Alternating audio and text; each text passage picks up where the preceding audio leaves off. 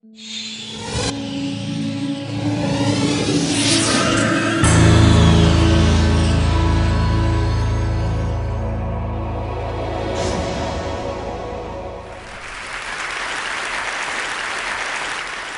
wanted to be a rock star.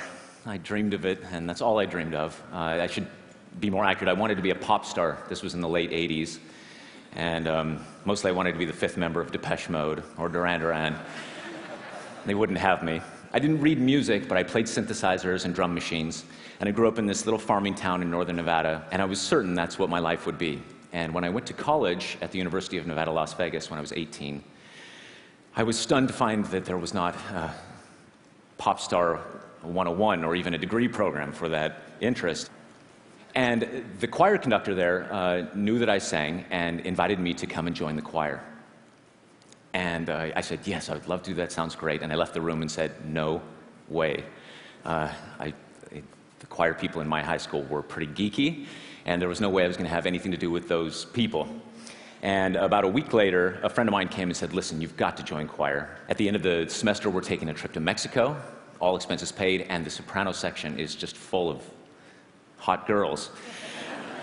And so I figured for Mexico and babes, I could do just about anything. And I went to my first day in choir, and I sat down with the basses and sort of looked over my shoulder here to see what they were doing. They opened their scores, the conductor gave the downbeat, and boom, they launched into the Kyrie from the Requiem by Mozart. And my entire life I had seen in black and white, and suddenly everything was in shocking Technicolor.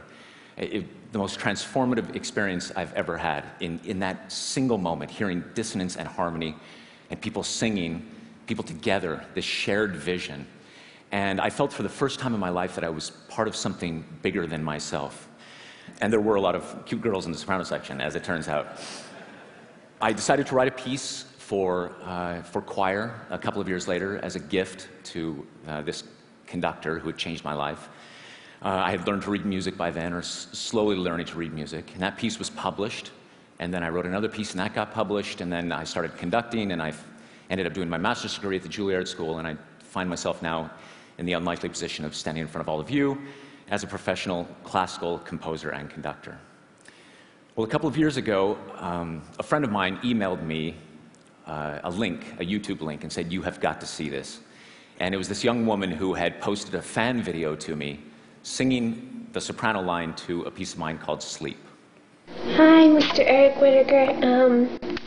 My name is Bretland Lucy, and this is a video that I'd like to make for you. Here's me singing Sleep. I'm a little nervous, just to let you know. If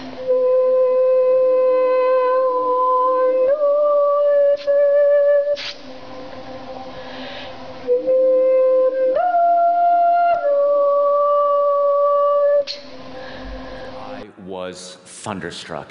Britland was so innocent and so sweet, and her voice was so pure. And I even loved seeing, behind her, I could see the little teddy bear sitting on the piano behind her in her room. Such an intimate video.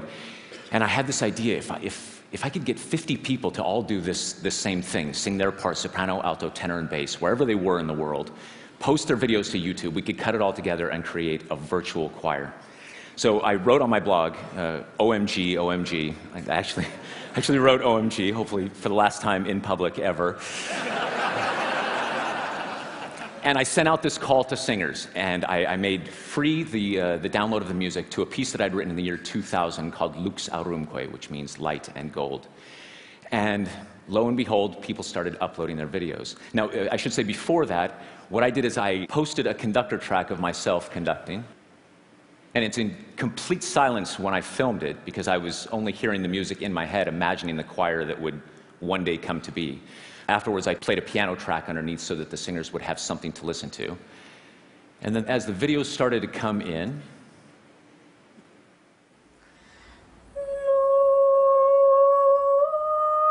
this is Cheryl Ang from Singapore.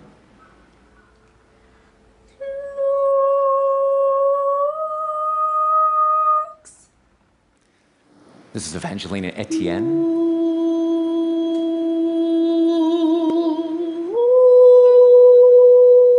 from Massachusetts. Stephen Hansen from Sweden. This is Jamal Walker from Dallas, Texas.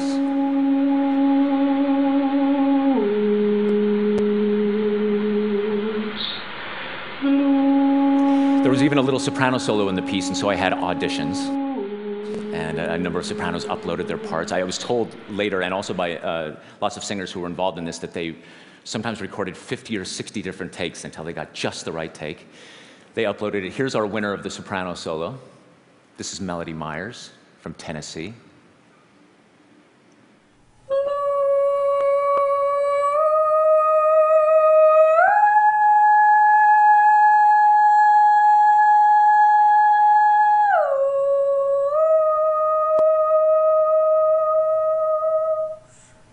I love the little smile she does right up at the top of the note, like, yeah, no problem, everything's fine.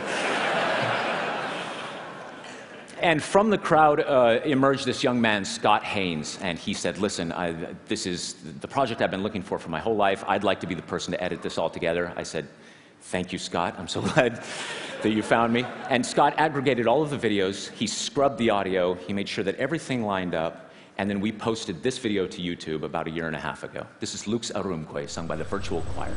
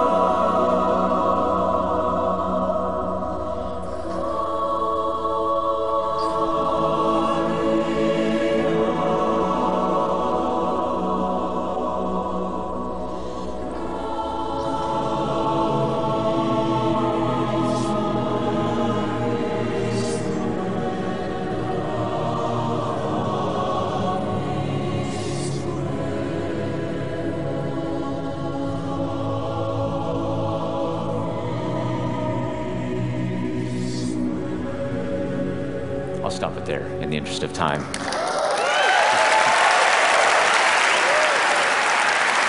Thank you. No, thank you. Thank you.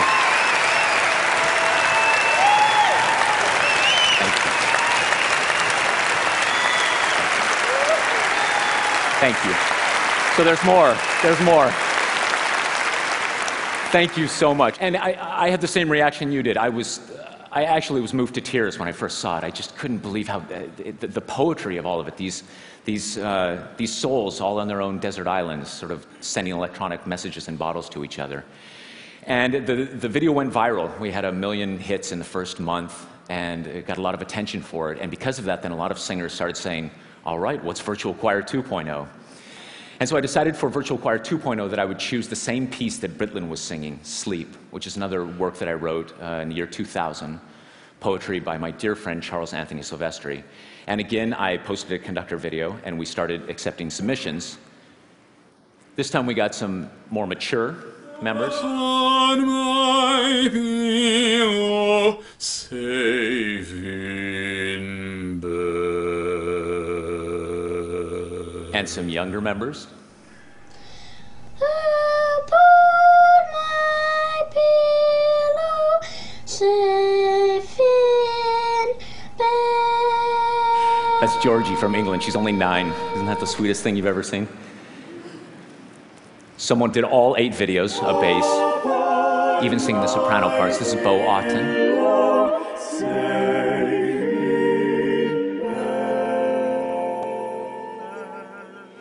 And our goal, it was sort of an arbitrary goal. There was an MTV video where they all sang Lollipop, and they got people from all over the world to just sing that little melody, and there were 900 people involved in that. So I told the singers, that's our goal, that's the number for us to beat. And we just closed submissions January 10th, and our final tally was 2,051 videos from 58 different countries.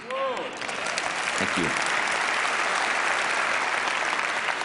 From Malta, Madagascar, Thailand, Vietnam, Jordan, Egypt, Israel, as far north as Alaska, and as far south as New Zealand.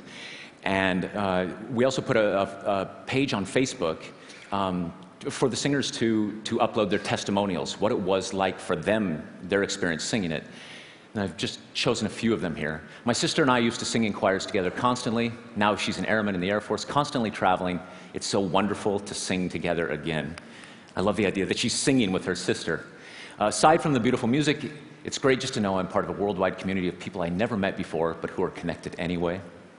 And my personal favorite, when I told my husband that I was going to be a part of this, he told me that I did not have the voice for it. Yeah, I'm sure a lot of you have heard that too. Me too. It hurt so much, and I shed some tears, but something inside of me wanted to do this despite his words. Is a dream come true to be part of this choir, as I've never been part of one. When I placed a marker on the Google Earth map, I had to go with the nearest city, which is about 400 miles away from where I live. As I am in the great Alaskan bush, satellite is my connection to the world. So two things struck me deeply about this. The first is that human beings will go to any lengths necessary to find and connect with each other. It doesn't matter the technology. And the second is that people seem to be experiencing an actual connection. It wasn't a virtual choir that there are people now online, they're friends, they've never met, but I know myself too, I feel this virtual esprit de corps, if you will, with all of them. I feel a closeness to this choir, almost like a family. What I'd like to close with then today is the first look at Sleep, Virtual Choir 2.0. This will be a premiere today. We're not finished with the video yet. You can imagine with 2,000 synchronized YouTube videos, the render time is just atrocious. But we do have the first 3 minutes, and it's a tremendous honor for me to be able to show it to you here first. You're the very first people to see this. This is Sleep, the virtual choir.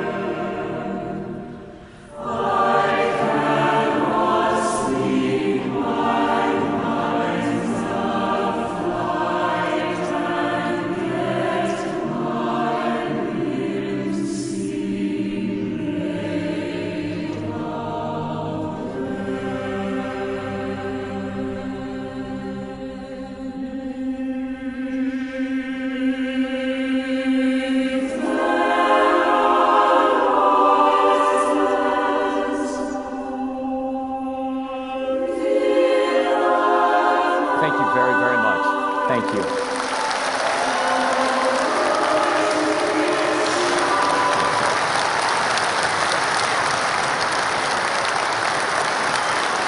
Thank you.